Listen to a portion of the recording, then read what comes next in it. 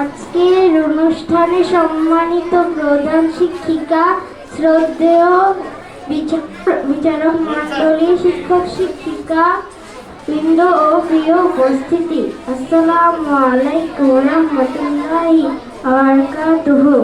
আজকে আমাদের নির্ধারিত বক্তৃতার বিষয় আমার পরিচয়। আমার নাম খাদিজাতুল কুবরা আরিয়ানা।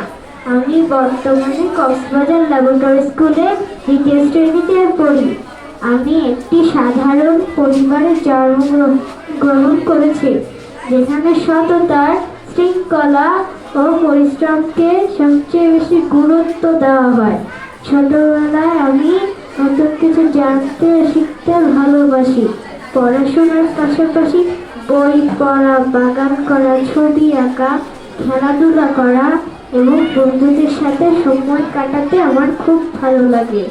আমার জীবনের লক্ষ্য হলো একজন সৎ, দায়িত্ববান ও মানবিক মানুষ হওয়া। আমি বড় হয়ে একজন শিক্ষিকা হতে চাই এবং বাংলাদেশের সেবা করতে চাই। আমি বিশ্বাস করি পরিশ্রম, ধৈর্য এবং আত্মবিশ্বাস থাকলে জীবনের যে কোনো লক্ষ্য অর্জন করা সম্ভব। পরিশেষে বলতে চাই, আমি এখনো শিখছি, ভুল করছি এবং সেই ভুল থেকে নিজেকে এগিয়ে যাওয়ার চেষ্টা করছি।